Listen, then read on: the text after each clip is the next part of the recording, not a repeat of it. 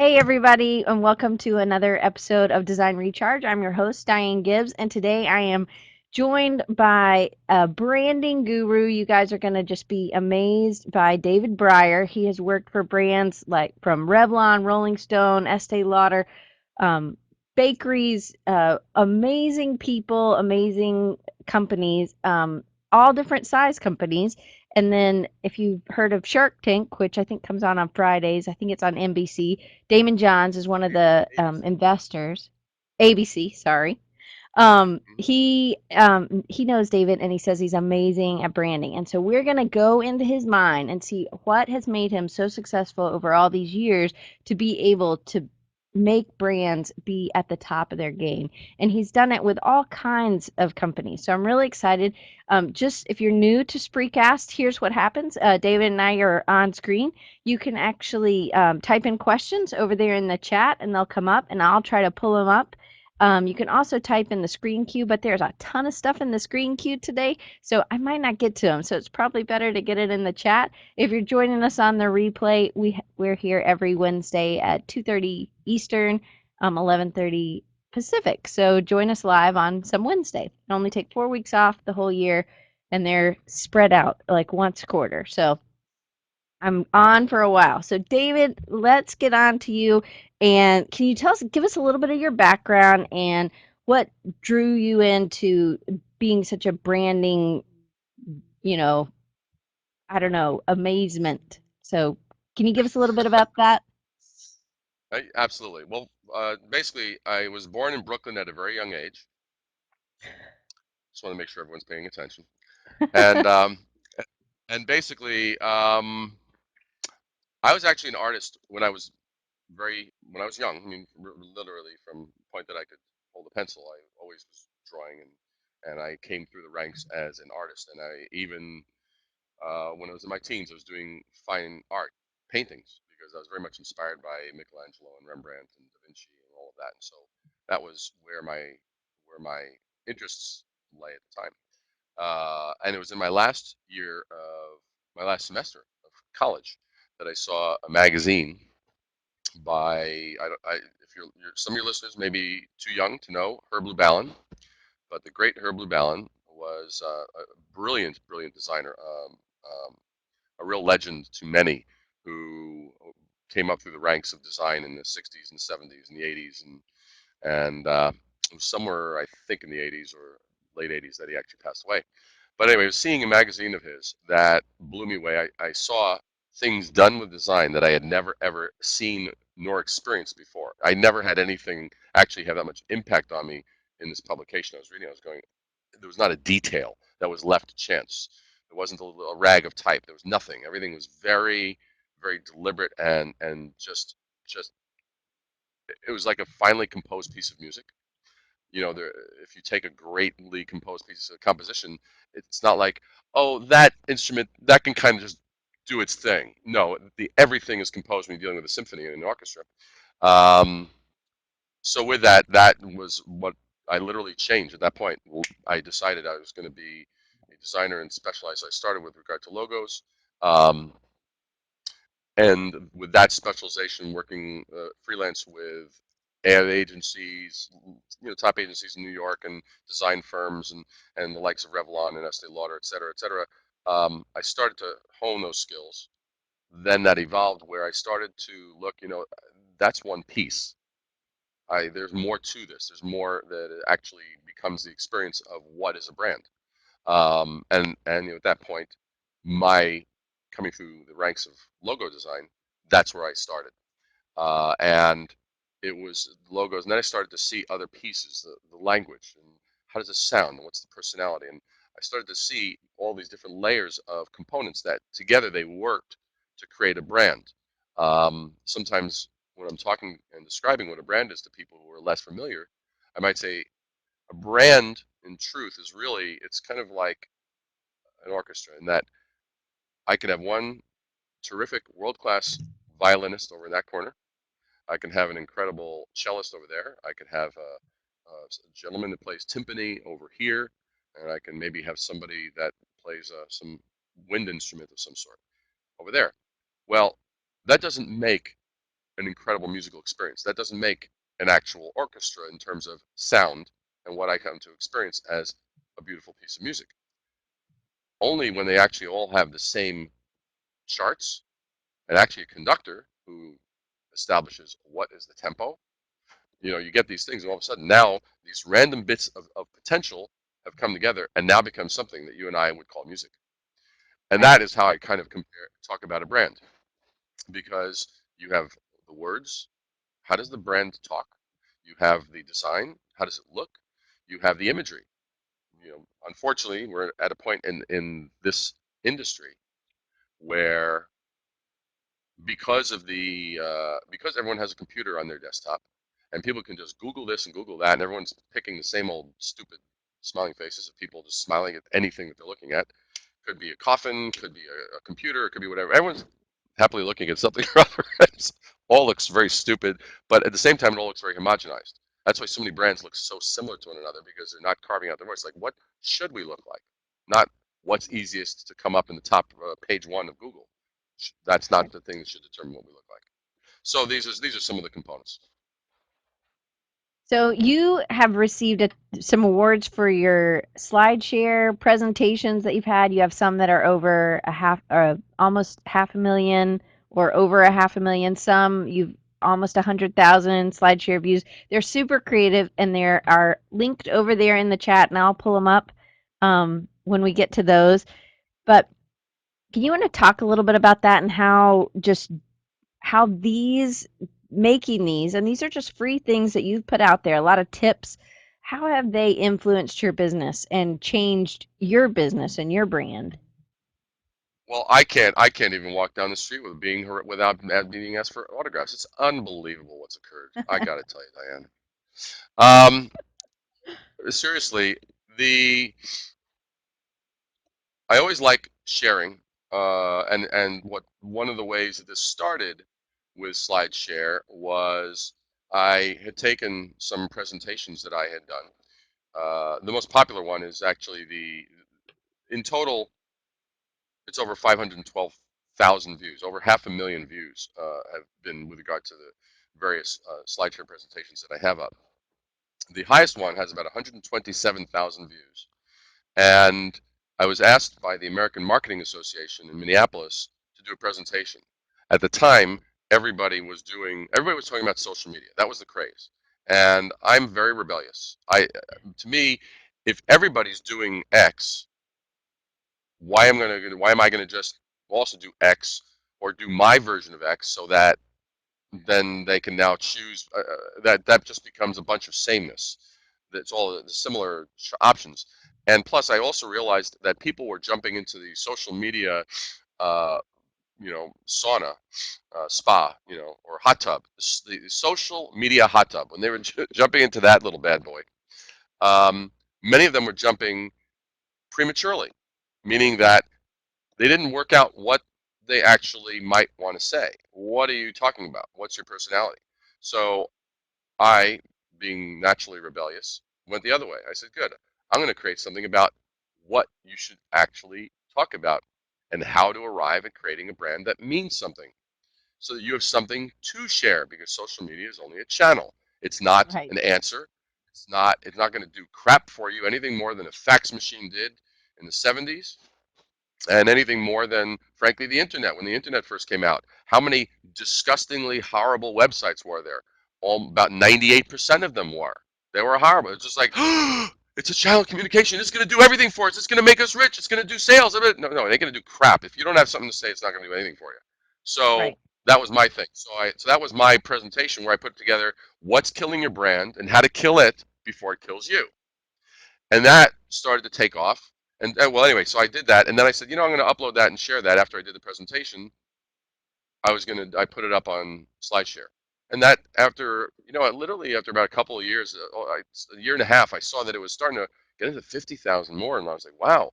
So I decided to do a few more, and all of a sudden, I was putting certain ones up. Um, Specifically, there were a number of them. One was, why is it so hard to create a brand anybody gives a shit about? Yes, I use shit. So you may want to actually take your kids who are also listening to this who want to be branders in the future and have them leave the room. But there's that one. There's the Impossible Brand Formula. There's Honey I Shrunk the Brand. Um, and anyway, there's a variety of them. And all of a sudden I would find that these would get 24,000 views in 24 hours, and they just were exponentially just going crazy. So that became kind of my drug. I was like, this kind of feels a little cool. I'm kind of digging this, not bad. And so that's kind of how that happened. And people, what I've noticed is that when I now speak to people, there's usually a courtship. Sometimes it takes them a while to realize what's the value that I bring to the table.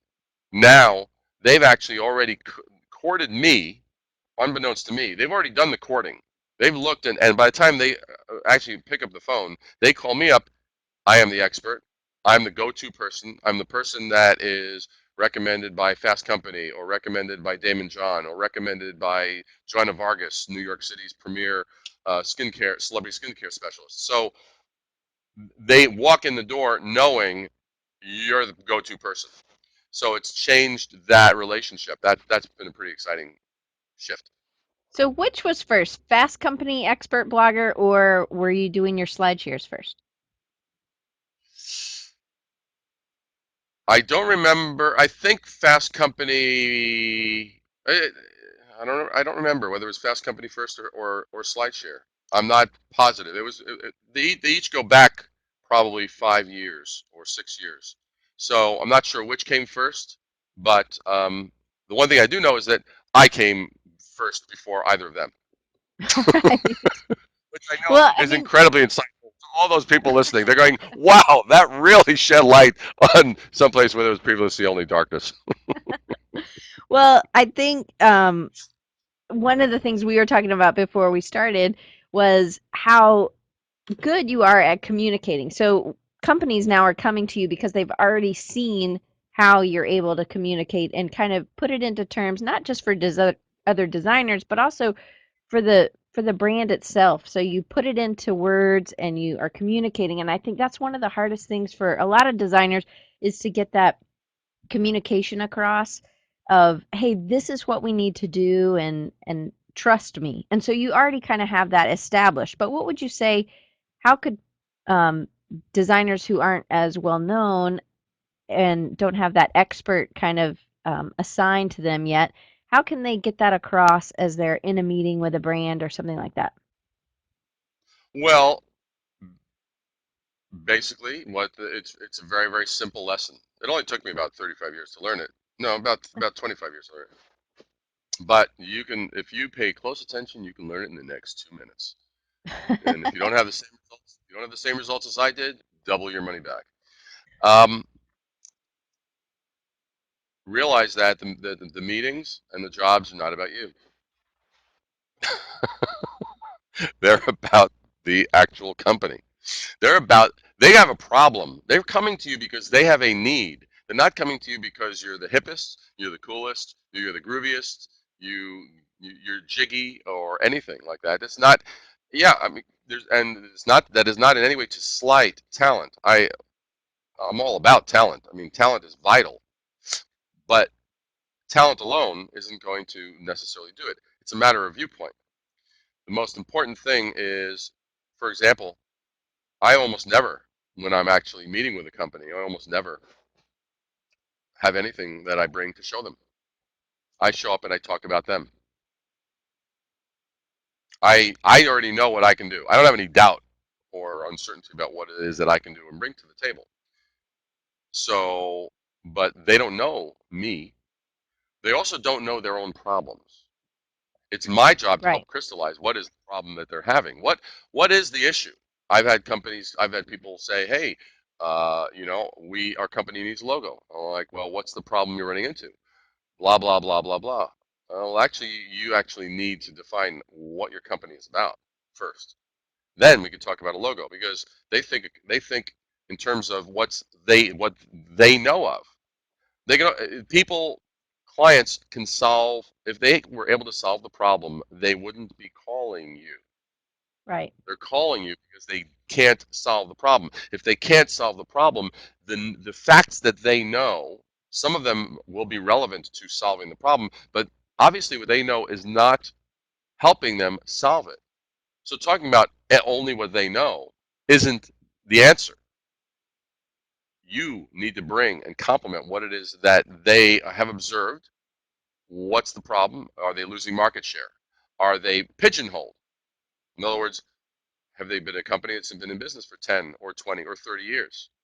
And people don't know that they've actually evolved from 30 years ago. That they still have them doing that when that might now today only represent 20% of their business. And the other Right. 80% has never really come into existence as something that their company is known for. These are the kinds of questions that one has to talk about because otherwise you're talking about cosmetics. Oh, how do you like this? How do you like that? What color do you Right. like? What color does your wife like? What color does your dog like? You know, does his tail wag when you actually show him, slab serif versus actually, sans serif? Well, how does it work? Then it's stupid. And Right. since we're on the topic of stupid, let me just make this one point. I refuse to work for companies that have committees. A team, two or three, that are designated to and a decisive team, not one that's sort of a second guessing team. That's a committee because what the foundation, the structure, and the model of a committee is. I'm going to express my viewpoint. What do you think? Good. I'm going to express my viewpoint, and everyone's going to sit there and debate for weeks, months, Right. possibly a year, possibly longer. So I make that very clear that I don't do that because the thing is that they don't know. It's your job to come in with expertise and know. And anyway, that's a bit of a long-winded answer, but that's that. And by the way, I don't know when we're planning on giving some eye candy to the visitors that are with us today, as far as showing any goodies. But whenever you want to do that, you let me know, and I'll Okay. gladly explain, do whatever I need to do that you'd like me to do. Okay, that sounds great. So Gideon had a question about what kind of research goes into creating a brand. So before you go in, you're doing, I would assume, a good bit of research on the company to kind of figure out where maybe the the market sees that company, and then you'll ask questions about what they where they want to go. And we talked about that in my questions that I sent about the blind spot. Um, and anything you think relates, you just tell me and I'll pop it up. So if there's an image that you want to bring up, Sure. tell me and I'll bring it up to hopefully help it. Um, sure. Well, I gave you so many that I that's I don't know how to. Well, for example, if you could find the peak energy, if you could find that one, Okay. Yep. And here's how that this one is works. This if this pops up and it's over David's face, you can or over my face, you can drag your mouse off of it and then drag it back on it and then you can move it to wherever you want it. So it doesn't have to be stuck. And he just went to um, spinning mode. Is he there for anybody else? Maybe it's just my connection. And if that ever happens, you can well, just hit refresh. Now you're back. I see it. I see it over our faces, but I see it, and I know what I look like, and I know what you look like, so I'm comfortable with this. That sounds but, great. but the basic thing is, like, for example, this just gives you for instance, this is a company that is they have chia based products, chia seeds, so that which have omega threes and good fiber and sustainable energy. They actually are slow release energy. Now, the company wanted to do something with regard to chia. And I said, well, how many people are actually searching for chia? Very, very small audience. Why would you want to limit it to people that actually are looking for a very, very niche market like that? When in actual fact, what we do know is that energy is an enormously popular category. Just as an example, 5 Hour Energy, which is sold in convenience stores, they sell about 9 million of those bottles per week. Okay, ridiculous. Oh, But yeah. the thing is that this little thing, I think it's like sort of over $3 for this little small bottle, and then you have Coca-Cola, which is much more larger, and cheaper. I mean, the profit margin, everything is just insane. The distribution channel was great. Naming was a strong thing. 5 hour energy. I mean, it lets you know, oh wow, I'm gonna have energy for 5 hours. Very very clear.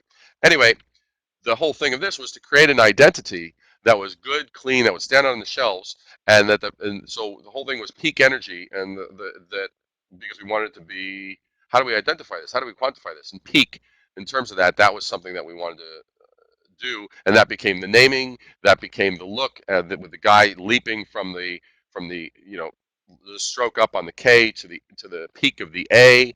It all just became a perfect visual metaphor. But that was an example of doing some homework. If I followed them blindly and said, "Oh yeah, you want to name it? You want to name it like a whatever? I don't know, Grandpa's really good chia seed company. You know, that would be irresponsible. I would consider it irresponsible. But that's just an example of doing some of the homework that this now will work. This will work for that because it's what people want. You always want to connect what you're creating a brand for with value. Energy is probably energy and diet and weight loss are probably the three top terms that one would ever find if one were looking into this category of nutritional items. So there you go. So Murali asked, and I'm sorry if I mispronounced your name, what are the avenues for cost-effective brand engagement? What are the avenues for cost? What does that actually mean? I'm not totally clear what that question is asking. Maybe what areas can you go for to get brands to get engaged that aren't super expensive? Maybe? Like where can you Okay. go? What areas you can, I don't know. Maybe write it in a different way, Murali. That would be good. And then we'll ask So it again. what are the avenues for cost-effective branding? Yeah, I'm not sure if she's asking about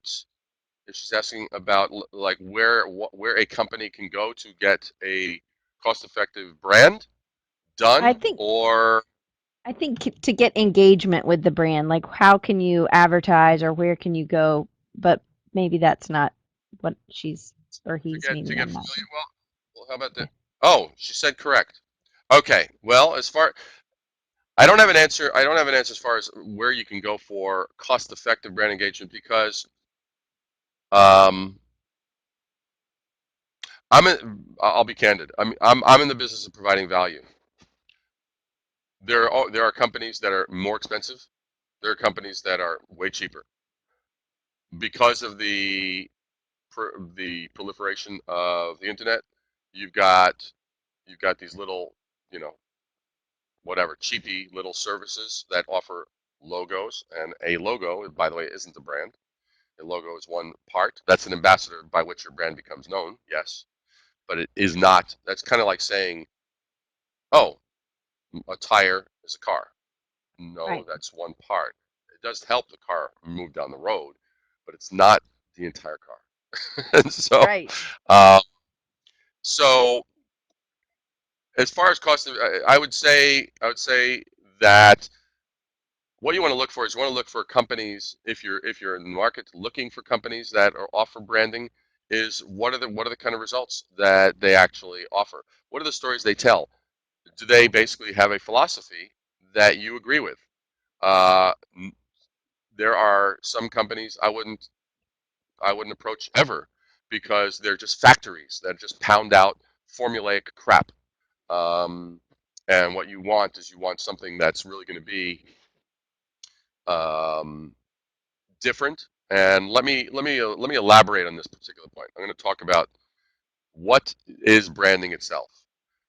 Um, during an interview, a TV interview I had done, I think about 2 years ago, there was a question asked me, well, what is branding? And I was looking at this, and having talked with clients for many, many years, it actually it was kind of one of these moments. It came to me, and it really came down to four words.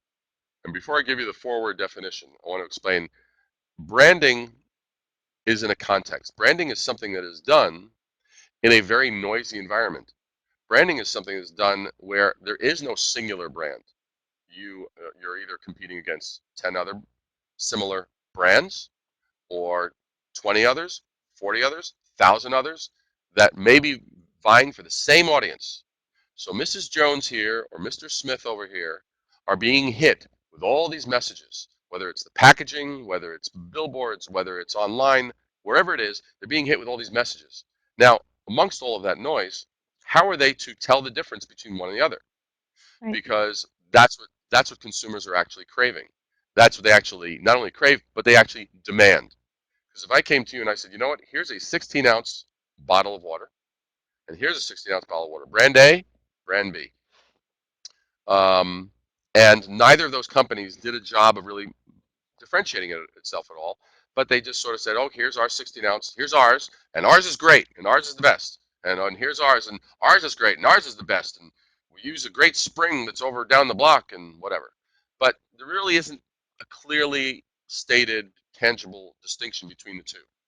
And so if I went to a consumer and I said, hey, I said, Diane, here's a 60-ounce water for you or a 60-ounce water for you. Which one do you like to buy? And you look at it and you can't tell the difference. Bottom line is, it goes, well, which one's cheaper?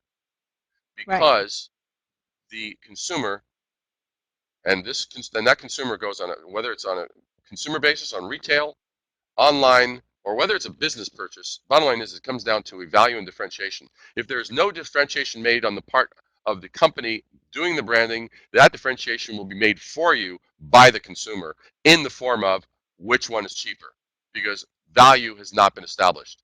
So with that as a preamble, the four-word definition for branding is the art of differentiation.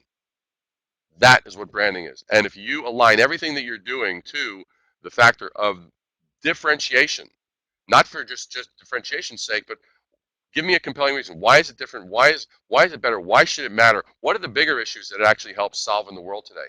What's the overriding trend of the same kind of crap that tends to be in almost every industry? Because I've branded cities, I've branded companies, I've branded magazines, I've branded Grammy-winning musical artists. I've branded every one of those different types of scenarios. Tech companies, so I can tell you experientially over the course of about 33 years, you're going to find, without exception, 95 or 98% of all companies are doing variations, their own spin on the same story. And that is not enough of a differentiation. You got to widen that gap. You got to make that differentiation enormous. Because, I mean, I've done it for hot cocoa mix. I've done it for watercolors that are vegetable based. We got it's like, how do you make this thing stand on the shelf? Well, if that doesn't say watercolor right, at a glance when you see it on the shelf what that is. It's watercolor, it's paints. It's like, wow, and then you learn a little bit more because the before didn't actually tell that story. Um, Even another example, a local. This one's just plain old fun. A local, a guy, 64 years old. He's retired. Finally, was going to live out his dream. He had a lifelong love affair with burgers, lifelong love affair with trains. And so he wanted to bring these two worlds together and have this really cool place you go in. And there were trains and burgers and all kinds of cool paraphernalia and stuff like this. And so he came to me, and now I'm always up for a challenge. But here was my problem. My problem was, what's going to get people in the Midwest to be excited about one more burger joint? Mm. You know, I'm a native New Yorker. I'm originally from Brooklyn. So I moved out here. And yes, it is part of a witness protection program. Joking, just joking. Now, but the thing is, but if you tell anybody, I will have to kill you. That's true. But the thing is, so what occurred is I'm looking at this and saying, how is this going to stand out? You got the Burger Kings, you got the McDonald's, you got the Wendy's, you've got there's a chain out here called Culver's. There's a whole bunch of them. You got all these things, plus the other little boutique places. How are we going to make this stand out? So I came up with a concept. The concept was basically this, and this is part of a whole thing. But this just shows you this went out. This is a mailer. This is a little mailer. You see, this actually opens up like this. It's a little mailer, and this was sent out without any preamble. And when you opened it up, this is what it said. And again, remember, burgers and trains. Oh, that's great. Were you able to Yep. hear the train? You able to hear Yep. this? You able to hear the sound effect? Were you able to hear the sound effect that went along with this? Yep. 'Cause, yeah, when you open it up, this is what you hear.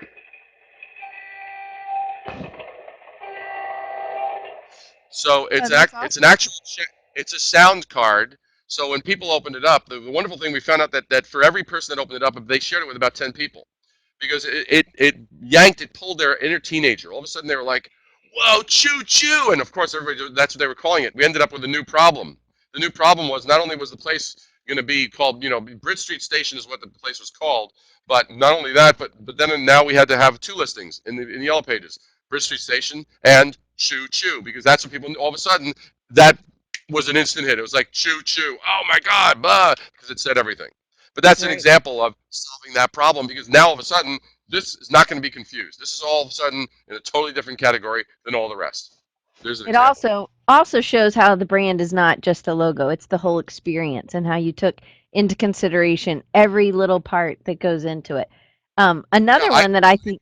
Oh, go wanted ahead. to make this. I wanted to make this like I wanted to make a little scent on it so it could work as sort of a a deodorant. I wanted to do the whole thing, but I digress. Please carry on.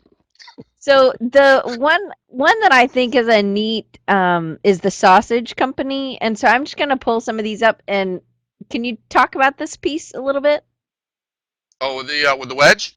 Mm-hmm. Yeah, yeah, yeah. You could flick through a few of these, but yeah, the wedge is one of the largest co-ops in Minneapolis, and then we were creating certain brand assets, and so I needed to create this series that really brought it together, where these would identify all of these custom-made sausages that they had made on premise. And anyway, they I always loved these. I thought they were just terrific. They had a wonderful continuity, but also a lot of fluidity. So, um, handmade by the wedge. I mean, two heads are obviously better than one without question. And it's just the kind of thing where they were fun. They had a personality that was great, identifiable. But in the midst of all that change, there still was the uh, continuity that worked, and I always thought that worked really well. And of course the coffee. No place is complete without coffee. That's I'm sticking to that story. That's just the way it is, people. Well, you stuck with a color palette. You had kind of a black, green, orange kind of color palette, and then you just used them really well. You used silhouettes throughout the whole all of them, and then you also had the design, the feel of the drawing was the same, but the words, the wedge, that type changed with every piece. Can you talk Yep. about that a little bit? Because usually I would think most designers would be like, "Oh my gosh!" So, but it works. So why does it work? Well, this goes back to another one of my. This was something that came up. One of my phrases that I've used over the years. It was when and I had previously spoken in Toronto at a conference. It was the largest group of people I'd ever spoken to at that point in my career. Um, Someone had asked me a question, and the answer was: rules enable you to follow, knowledge enables you to lead. And I love that. Rules enable you to follow, knowledge enables you to lead. Rules are rules are what one uses, and they're necessary. They help. They keep things kind of in line, but they can also be crutches. You can't depend on rules. If you don't have the knowledge to complement, then you're entirely dependent on rules. You don't have the insight to be able to judge. With knowledge, you actually know where things are fluid, what is sacred, what's not sacred, what actually will amplify the brand in terms of its impact and how it will work on the shelf in an environment, because every brand has a context. Every brand is it's either going to exist online. It's going to where's it going to come to life? Is it going to be something that's a shipping container, a package that they take home? Is it something that hits them on the shelf? What are the various ways that the person interacts with the brand? Is it in a positive setting? Is it in one that's maybe a little more alarming or business oriented? That it isn't quite as sexy a setting, for example. Um, those are some of the criteria that go into it. And in this particular circumstance, this enabled me to have that be the between the animal that was being drawn and the typography in the middle of it, that seemed to just work as it's really looking at it from the viewpoint of what's going to work in the setting that is going to exist. Cool. So, I mean, that was such a big piece, and they were different, but they also really work together, and it really does. It gives such value to the co-op, and it makes when people see the whole piece, they think, "Oh, wow, that place is really established because they have their stuff together throughout their Yep. whole." And that really says a lot to me as a consumer about a company. And I think knowing that and being able to express that to the client is incredibly difficult sometimes, but it's incredibly important. So, how have you Yeah, been because able to? in fact, I'm just gonna interject because you just made a good key point that if you have the botanical bakery as far as the showing all the different colors and the lips, Yep.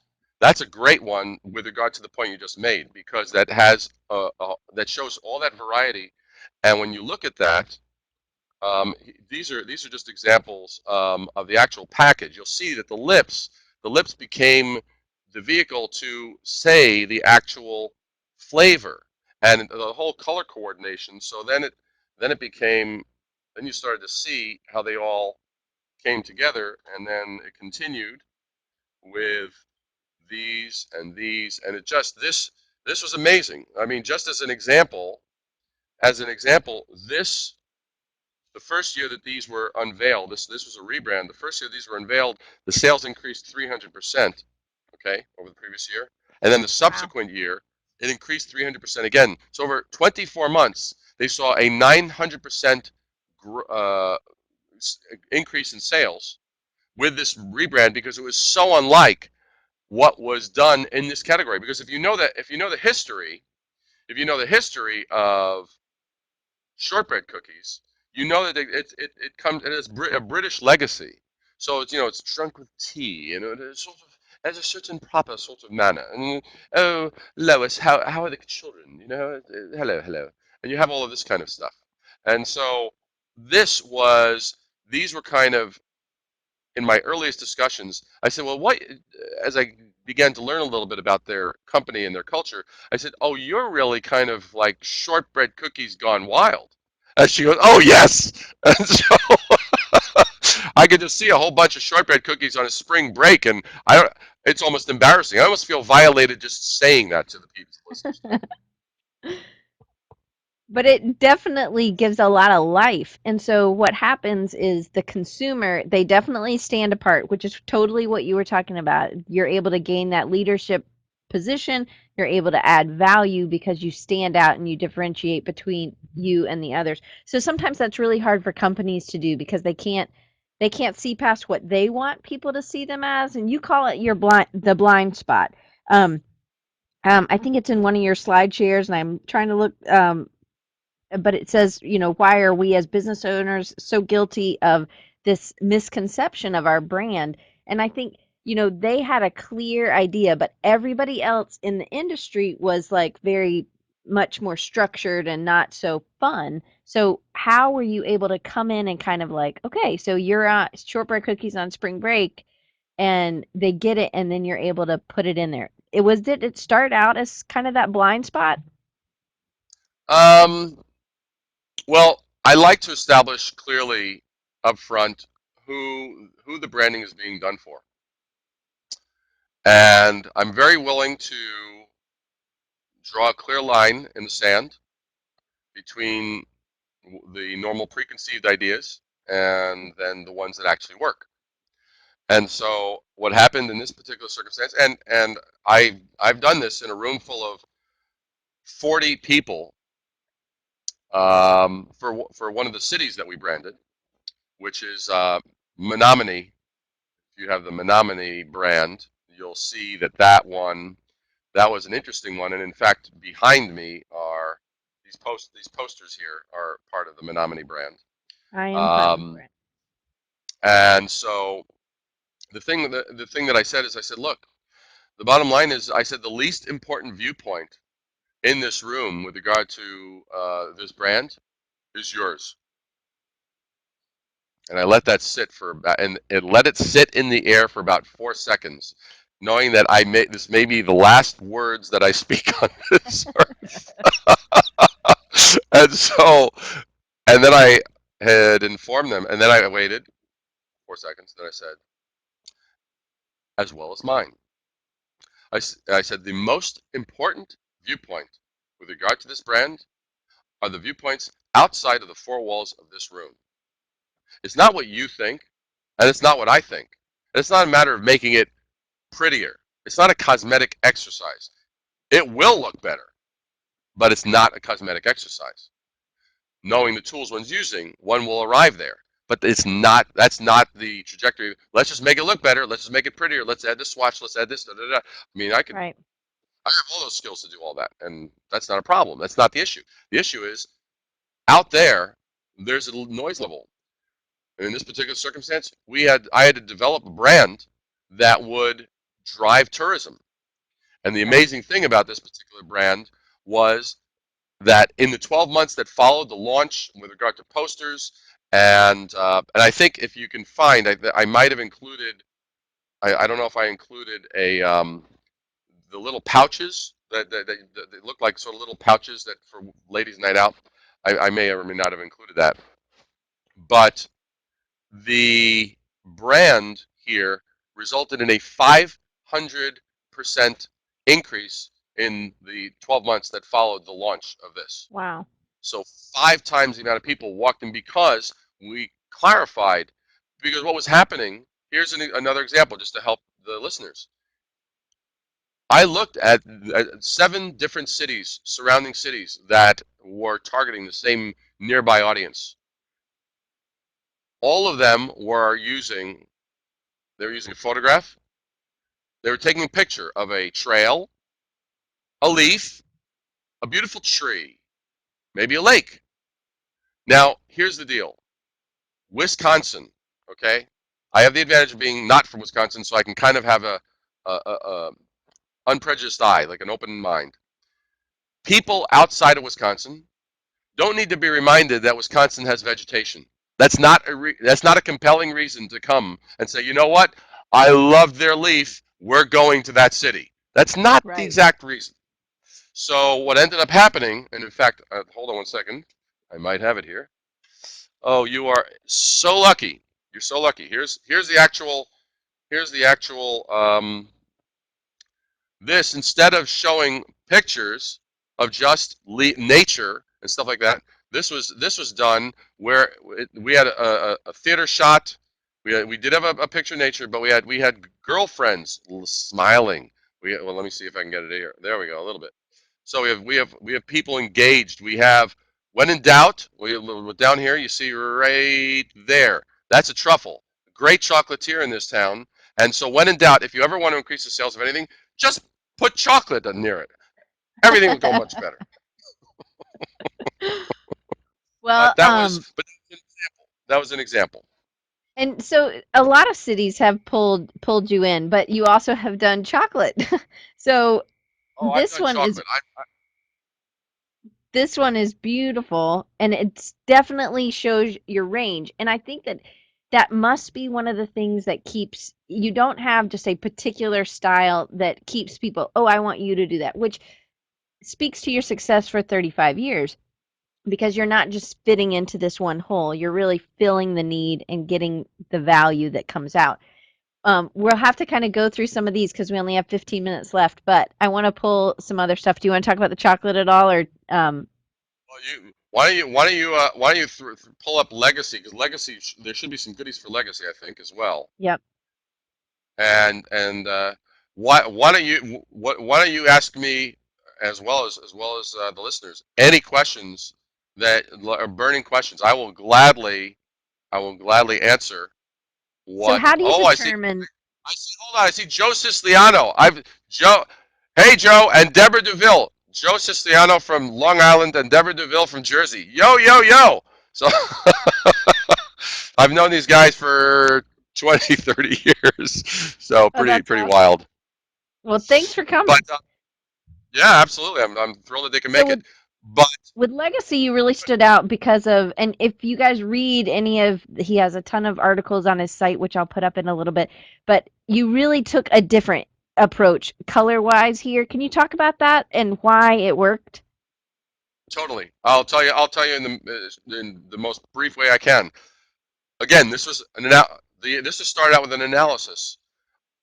Having done work in the cosmetic industry, I saw that gourmet chocolatiers were all following one particular principle, which is really comes from the cosmetic world, which is have your packaging have an aura of wonderfulness, but communicate nothing. That's actually what they do. Has a look, has a feel, has a smell, da, da, da, but say nothing. But the thing is that was in direct contrast to this other fact. Foodies love information. Foodies love to know, oh, what makes that different? What makes that better? What makes that smell better? What makes that taste better when it gets in my mouth?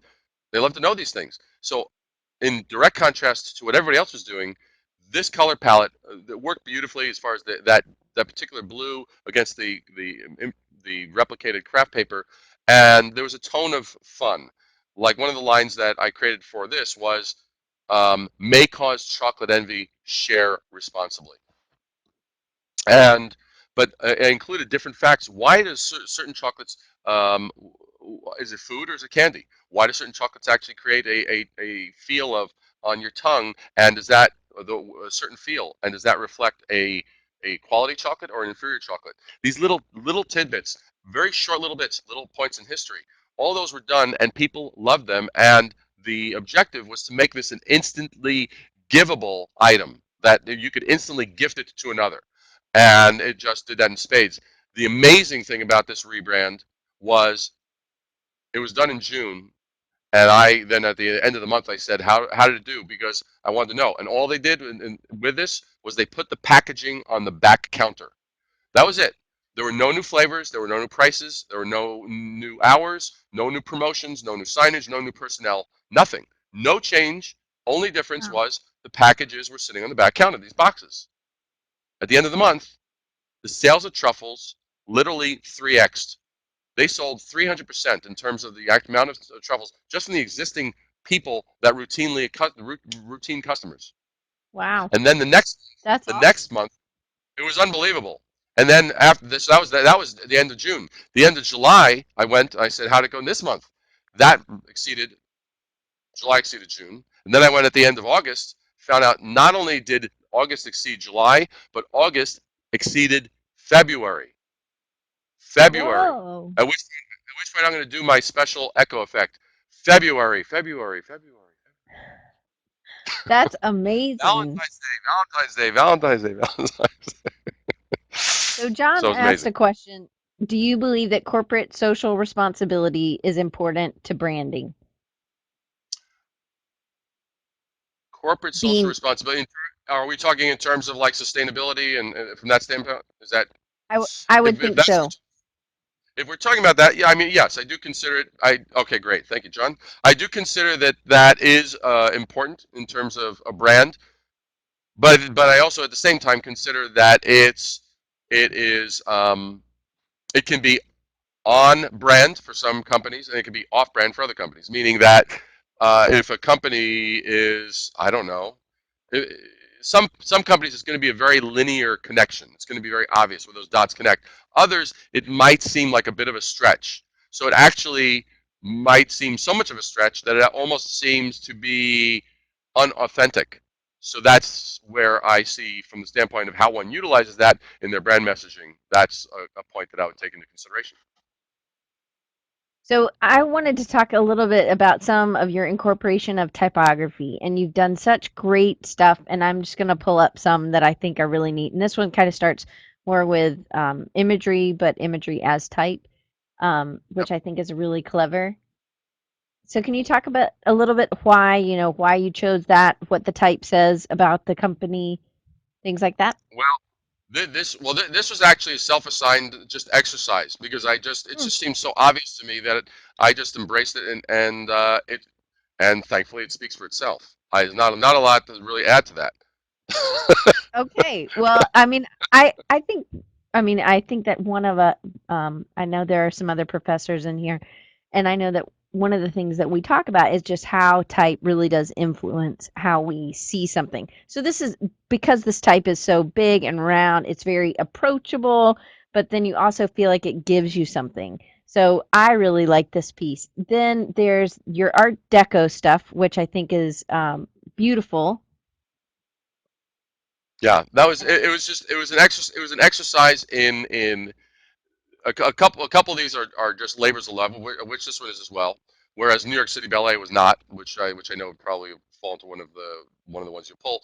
But I loved just seeing what could be done because Art Deco is such an interesting uh, era of design that the idea of taking a single stroke and linear and just treating it with just the little elements that are customarily part of that genre was fun. New York City Ballet, the whole thing there was this was early in my career, and it really was. I loved the simplicity of how it all worked together, and I loved the fact that you did not have to speak a word of English to understand what this was about.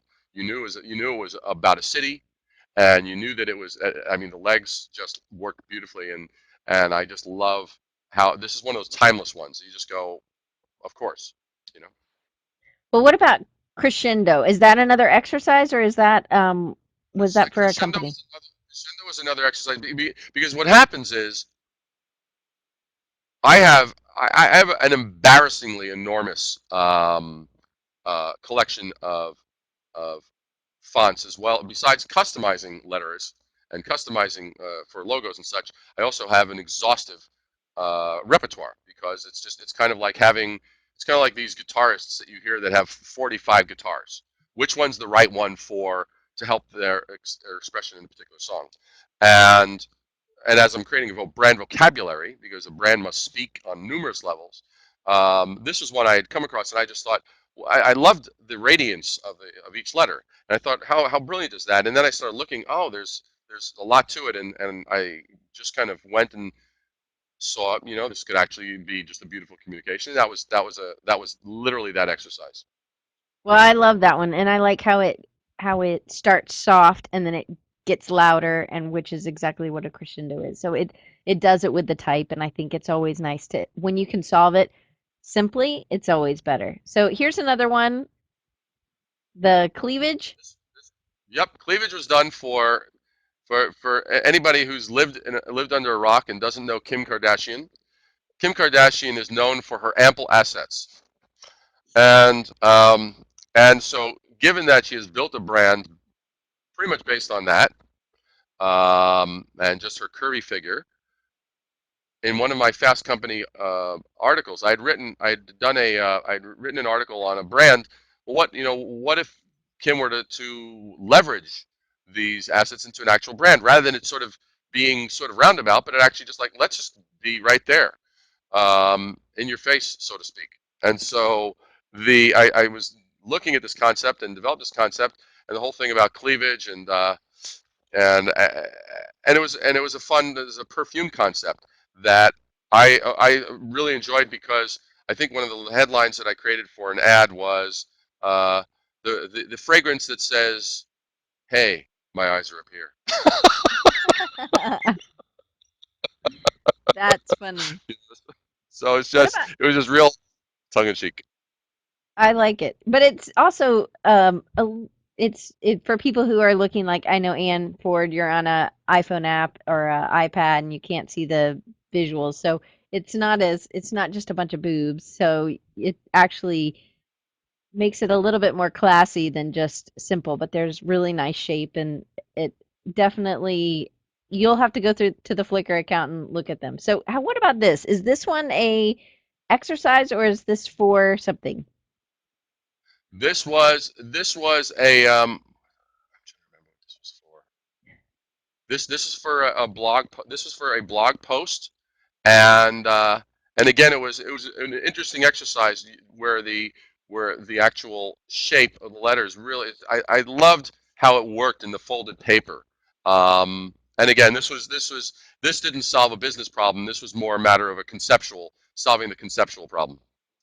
And So Anne, I'm so thrilled that you're going to look at it later because Anne, I don't think you'll be disappointed. I think it'll rock your world. Just make sure don't do it too close to sleeping because you'll probably be your imagination will go wild. You may not sleep for a few hours, and then you'll write me a hate mail. Oh, Jacob Um, Dean, what's he saying? so any chance of talk about how the goal of branding and advertising in general is to create a uniformed consumer making irrational decisions? Do you have so you have to Oh, do your no, homework. to create uninformed consumers making Uninformed. Sorry. so wait, so wait, any chance talk about how the goal of branding and advertising in general is to create uninformed consumers making irrational decisions? So are Jacob, I'm not 100% so are you saying that the goal of branding in general is to create So we're uninformed. just pushing ideas to people, maybe. So that he's saying that really, a consumer really has to do their homework to figure out. Sorry, So yeah, Jacob, so I'm I'm not sure if you're reading saying fast. that we as branders have to do our homework to outsmart them, or the consumers have to do their homework. Jacob, which way are you going with this? Uh, it's Naomi Krums's point. Noam Chomsky's point. Oh, consumers have Consumers to do have to. homework. Okay, so well, the bottom line is you know, this is a personal philosophy point that a life well lived is one that's actually aware. So I never take anything at face value. So I know that I'm always trying to be sold something or be engaged in something, and that's not a negative thing. It's like it's okay. We exist, we all exist, and we're looking to share ideas, or whether you're dealing with friends who are like, hey, I just saw my favorite movie. That's an example of sharing an idea, or a salesperson saying, hey, this is the greatest blah blah blah blah. At which point I say, well, why is it the greatest blah blah blah blah? So I kind of wear a different coat depending on what type of setting. But even so, even if a friend were to enthusiastically recommend something, I've had friends tell me this is the best chocolate truffle I've ever had, and I taste it and I spit it out because it tastes like crap. So I have to kind of make my own adjudication. So the best So, life lived is one that's done responsibly. Joe asked, the best thing to do is find something special about your company and promote it. Well, put it that well. All right, Joe, dude. Hey, dude. All right. So here's the thing, Joe. The answer to that is this: every one of your competitors is also trying to find out that special thing. Every one of them is also at the same time saying, hey, we're great. We have great customer service personnel. We're very knowledgeable. We've been around for X amount of years. These types of things are the things that everybody's pitching. So for you to now pitch it isn't enough. The thing you have to look at, you have to step outside. Your question centers around you and your company, which I understand. That's a normal response of companies, whether they're big or small, doesn't matter. But the thing is, you have to look inside and say, okay, what are the needs and problems of your customers, and how can you actually talk about solving that in a way that your competitors aren't? That's the actual better question that you really want to answer. Is like, what do they come in to solve? What's the frustration that they're dealing with this stuff in general? So that you have to take a bigger, broader look.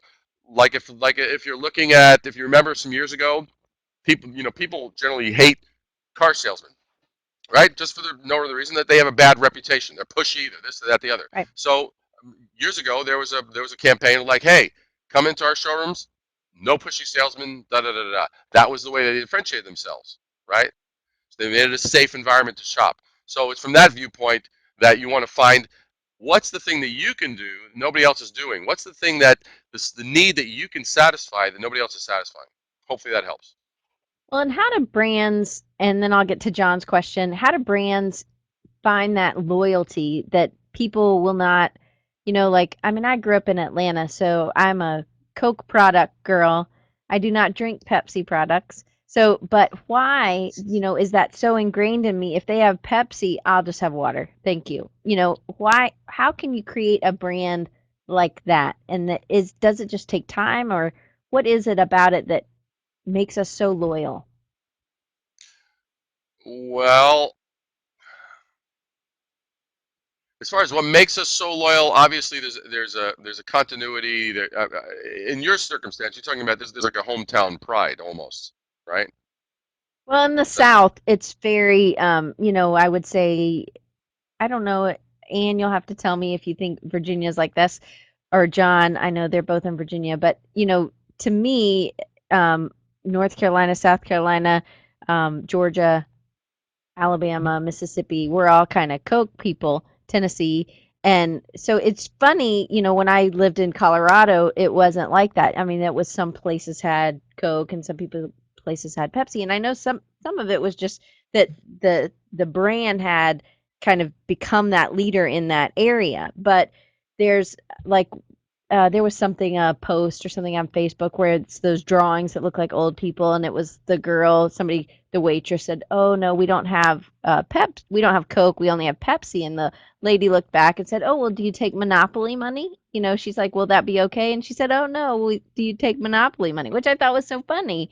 Um, but to me, it's that understand some of it has to do, but there are brands, other brands. I know I buy Band-Aid, even if it costs better. Then there used to be a brand, and maybe there still is, called Curad, and it was green. And I remember. there's so much I just trust, and I think some of it has to do with your exposure and the brand's exposure to you as a individual, and how much you were invested in that. It was trusted. It's a trusted product. Goes back to, which is exactly what people have, because they find you on SlideShare or whatever, doing all the stuff that you do in the Fast Company stuff, the SlideShare stuff. You're just giving away. But what that does is bring loyalty to you and expertise and experience as well as trust. You're a trusted entity. And I think it's something that we can do. We definitely need to differentiate, but because you've been there and you're sharing, I think that that also helps companies to differentiate and builds trust. Yeah, it's true. I mean, obviously, trust isn't something that's built on a one incident basis. You have to have continuity. That goes for any brand. If a brand has too many potholes in terms of like, oh, they missed the mark, times that diminishes, that dilutes the trust factor. Because what is trust?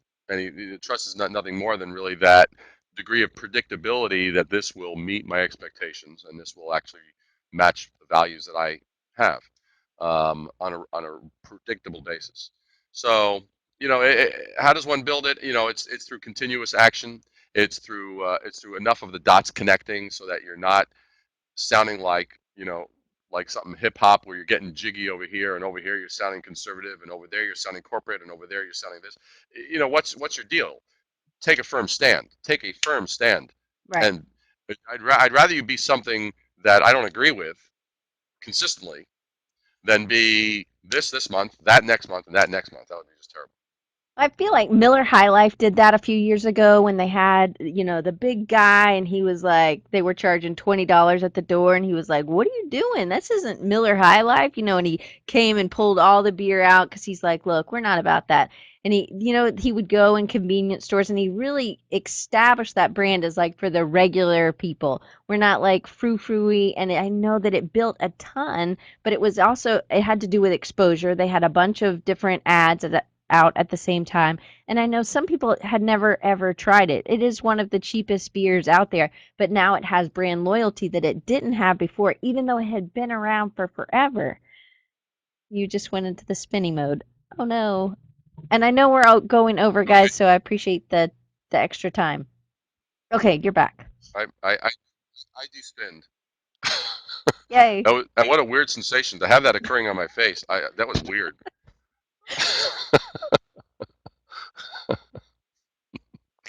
But So I was there? guess Yeah, I totally track what you're saying about that. I mean, it's you know, I'm not a beer drinker, so I don't have a lot to shed light on with regard to Miller. But I know what you're saying. I mean, I think they've definitely fortified themselves as a beer of choice amongst a specific demographic, without question. Well, I know that you and I had some great conversations about rebranding. I'll have to have you back on, David, because I know that that's like a whole entity in itself.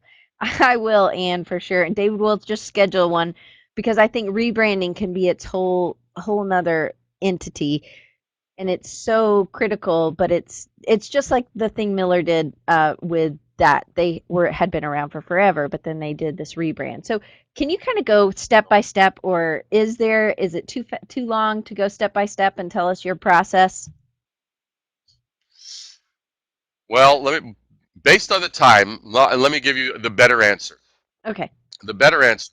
I'm gonna give you. I'm gonna give you a link, Okay, which great. because I did a slide share that was specifically dedicated to this, and it is called it is called How to Rebrand 19 Questions to Ask Before You Start. That probably is the best, and because the one thing I want people to do,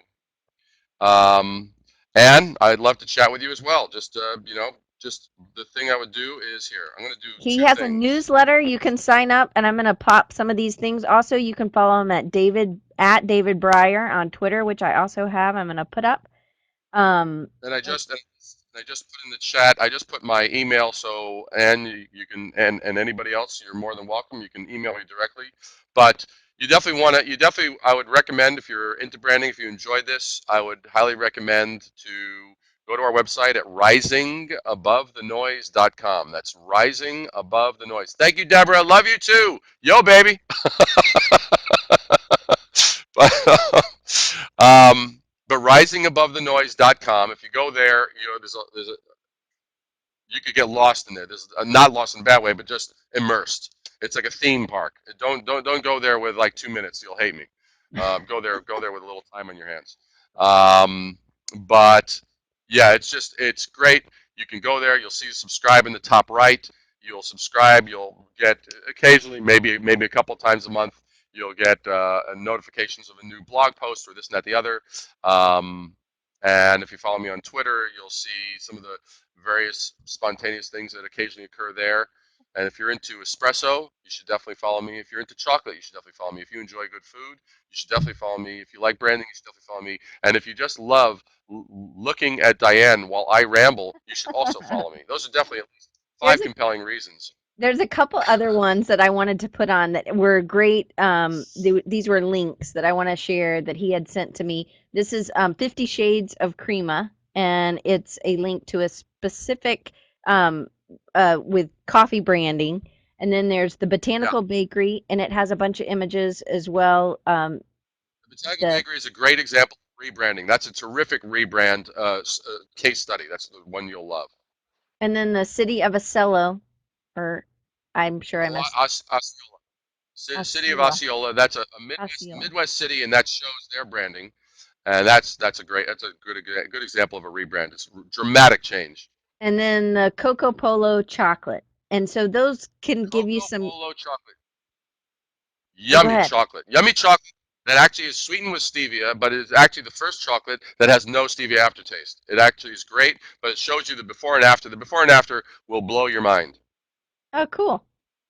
And I hope you guys have enjoyed it. David, will have to definitely have you back. Definitely you'll get you some of that chocolate. I am Sanchez, so that'd be awesome. Um, well, there's just such an array, and you have such a great wealth of experience and knowledge. So thank you so much for coming.